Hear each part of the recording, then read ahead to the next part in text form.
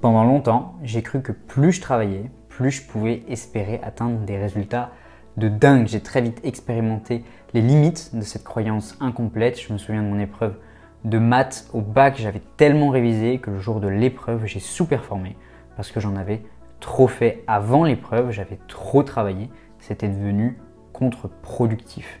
C'est seulement 2 ans plus tard, en lisant le cadran du cash flow de Robert Kiyosaki, que j'ai commencé à voir les choses différemment. Dans cette vidéo, on va voir ensemble un principe que j'ai décidé d'appeler la paresse productive. Les meilleurs entrepreneurs de l'histoire étaient rarement les meilleurs élèves, et s'il y avait quelque chose à apprendre des anciens cancres. J'ai construit cette vidéo en 5 points et je commence tout de suite par un point qui me tient particulièrement à cœur. Je ne peux pas m'en empêcher, je suis kiné, je ne peux pas m'empêcher de parler santé. Et on va parler d'une productivité, mais d'une productivité saine.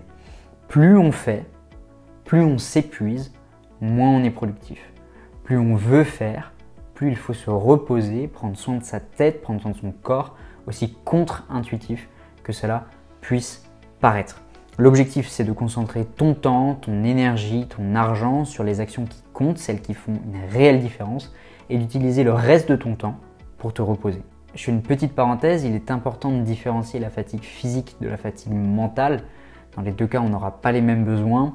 La fatigue physique, on aura besoin de dormir, de se reposer. La fatigue mentale, on aura besoin d'un coaching, on aura besoin d'une cohérence cardiaque, de marcher en forêt, de marquer une pause dans son travail, de sport. Bref, c'est pas du tout la même chose. Deuxième point, la rentabilité de l'effort, le travail en équipe. Seul, on va plus vite. Ensemble, on va plus loin. L'entrepreneuriat, c'est pas un sprint. L'entrepreneuriat, c'est un marathon. Réunir la bonne équipe autour de soi permet de répartir le travail. Le rôle central du CEO doit rester celui de visionnaire. Et petit à petit, avec les années d'expérience, le but du CEO, c'est petit à petit de déléguer tout ce qui touche à l'opérationnel. Troisième point, le process sera toujours plus puissant que le travail humain.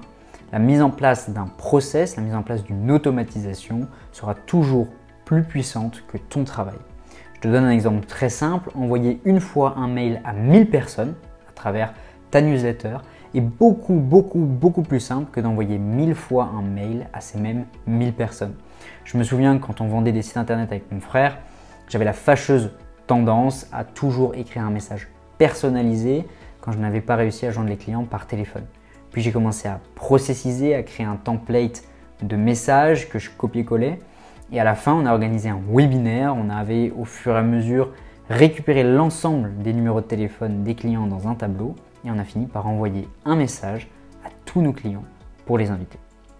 Quatrième point, l'importance de penser grand. Ça ne demande pas plus d'énergie, ça ne demande pas plus d'efforts de rénover un appartement que de rénover un immeuble.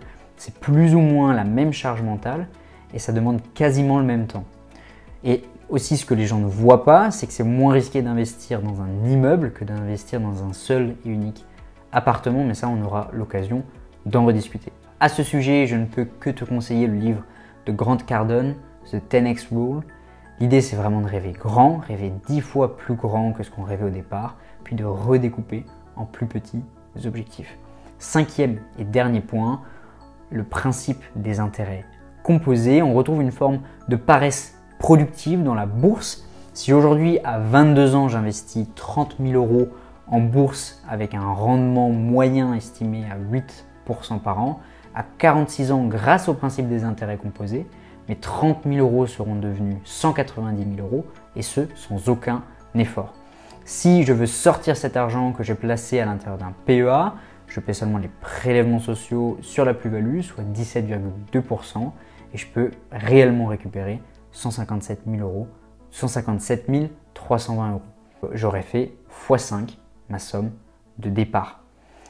On retrouve aussi une forme de paresse productive dans la construction d'une chaîne YouTube. Je pourrais très bien considérer cette chaîne YouTube comme ma future retraite. Dans 10 ans, si on est 100 000 sur cette chaîne, j'aurai un impact beaucoup plus fort.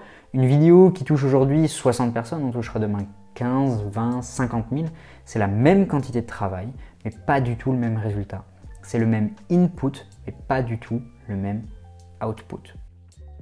Pour conclure cette vidéo, j'aimerais rappeler que la paresse productive, faire moins pour générer plus, fonctionne uniquement si tu concentres tes efforts au bon endroit. Tu peux taper 45 fois à des niveaux différents dans un arbre, tu le feras tomber moins vite que si tu tapes 45 fois au même endroit. L'objectif, c'est de concentrer tes efforts là où tu génères les plus gros résultats. C'est déjà la fin de cette vidéo. Si tu as aimé les conseils que je t'ai partagés, je t'invite à me mettre un pouce bleu, un commentaire. En attendant, je te dis à la semaine prochaine pour une nouvelle vidéo. Allez, ciao!